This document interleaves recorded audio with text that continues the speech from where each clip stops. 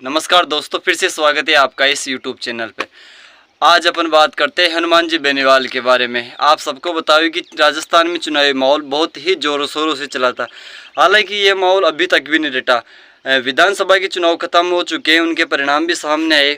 उसके बाद में लोकसभा के चुनाव हुए तो वो भी उनका परिणाम सामने आ गए। लेकिन राजस्थान में राजनीतिक खेल अभी तक भी शुरू है, अभी तक भी ये थमने का नाम नहीं ले रहा। आपको बताइए कि जैसे ही लोकसभा चुनाव की रिजल्ट आए तो राजस्थान में 5 ऐसी विधानसभा थी जहां से जो विधायक पहले से चुने गए थे वो सांसद बन चुके हैं और उनकी जो कुर्सी है वो खाली हो चुकी है। अब आप सबको बताइए कि जिस ऐसे पर जो कंडीशन होती है उसमें विधायक पद से सांसद बनने के बाद में उस सीट पे कोई ना कोई तो बैठेगा और वहाँ पे दोबारा चुनाव होते हैं। तो उपचुनाव का जो सिलसिला चल रहा है वो अब आने वाले महीने यानी कि जुलाई में देखने को मिलेगा। हालांकि अभी से राजस्थान में माहौल बन गया है कि राजस्थान में उपचुनाव जो 5 सीटें हैं वहाँ से कौन कौन लड़ेगा। आज अपन बात करते हैं फिलहाल हनुमान बेनीवाल की क्यूसर विधानसभा से। अब आपको बता दें कि क्यूसर विधानसभा क्षेत्र से गए बार नारायण बेनीवाल विधायक थे उपचुनाव होने के बाद में, लेकिन इस बार 2-3 कैंडिडेटों के नाम सामने आ रहे हैं। हम फिलहाल बता दें आपको कि सूचना के माध्यम से भी पता चल रहा है कि जो क्यूसर विधानसभा क्षेत्र है वहाँ से नारायण बेनीवाल जो कि हनुमान बेनीवाल के भाई हैं, वह वहीं दूसरे नाम की बात करें तो हनुमान बेनीवाल की पत्नी कनिका बेनीवाल का नाम सामने आ रहा है। अब देखना ये होगा कि वहाँ से कौन चुनाव लड़ेगा।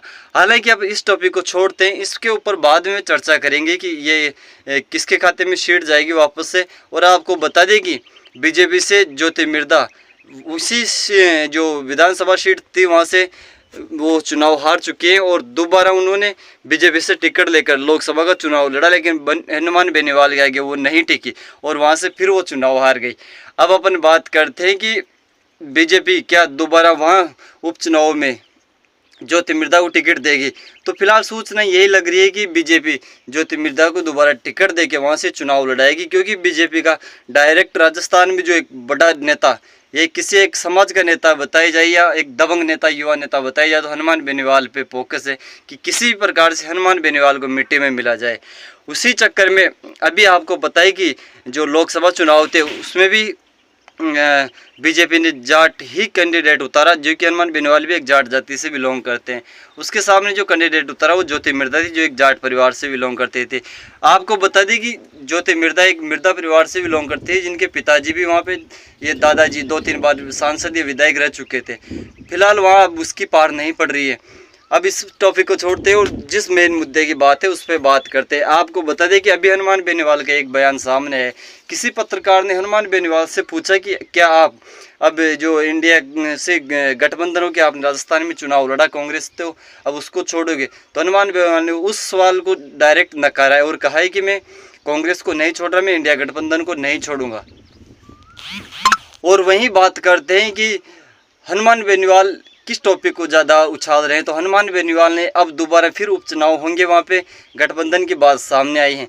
आपको बता दें कि हनुमान बेनीवाल ने साफ क्लियर कर दिया है कि मैं अगर चुनाव लड़ूंगा तो मेरी इच्छा से लड़ूंगा, मेरे हिसाब से गठबंधन होगा, अन्यथा मैं इस बार गठबंधन नहीं करूँगा। ये चीज़ हनुमान बेनीवाल ने आज अपने पर्सनल इंस्टाग्राम अकाउंट या जो अपने पर्सनल अकाउंट पे शेयर की है कि मैं इस बार गठबंधन करूंगा तो मेरे हिसाब से करूंगा।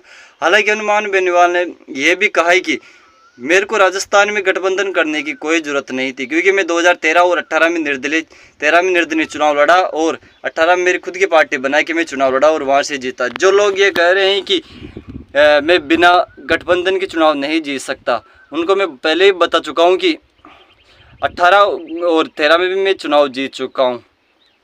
हालांकि मैं फ़िलहाल इंडिया गठबंधन के साथ हूँ और इस जो उपचुनाव होंगे इसमें अगर मेरे हिसाब से गठबंधन नहीं होगा तो मैं जो पहले का गठबंधन है उसको भी ठोकर मार दूंगा, वो छोड़ दूंगा, क्योंकि मैं सभी भी मान से कभी समझौता नहीं करता। ये चीज़ हनुमान बेनीवाल ने बताई है। फिलहाल हनुमान बेनीवाल इंडिया गठबंधन के साथ में है और अब उपचुनाव हो गया तो उनकी एक डिमांड रखी है हनुमान बेनीवाल ने कि देवली उनियारा विधानसभा से व मेरी क्यूसर विधानसभा से इन 2 सीटों पर गठबंधन करके मेरे कैंडिडेट उतार के चुनाव होगा तो ही मैं गठबंधन रखूंगा, नहीं तो गठबंधन छोड़ दूंगा। वही हनुमान बेनीवाल ने जो कांग्रेस के ऊपर निशाना साधा है कि बहुत से लोग ऐसे भी हैं जो मेरे समाज से बिलोंग करते हैं और वो मेरे गठबंधन से राजी नहीं थे। फिलहाल मैं इस चीज़ पे ज़्यादा नहीं बोलना चाहता है, उस समय बताएगा कि क्या होता है। हालांकि मैं इंडिया गठबंधन के साथ हूँ और मेरे हिसाब से गठबंधन करके उपचुनाव लड़ेंगे। वही किरोड़ी लाल मीणा फिर भी हनुमान बेनीवाल ने निशाना साधा है और कहा है कि हनुमान बेनीवाल कहते हैं मुझे, मैं मेरी जबान का पक्का हूँ, लेकिन बीजेपी कैंडिडेट किरोड़ी लाल मीणा अपनी जबान के पक्का नहीं है, वो मुकर जाते हैं कभी। उन्होंने कहा था कि मोदी ने मेरे को 7 सीटें दी है, अब इसमें से मेरी एक भी सीट हारती है तो मैं अपने मंत्री पद से इस्तीफा दे दूंगा, लेकिन उन्होंने अभी तक कोई इस्तीफा नहीं दिया और चुप्पी साध ली। दोस्तों यही थी जानकारी, मिलते हैं अगली वीडियो में, तब तक के लिए जय हिंद जय भारत।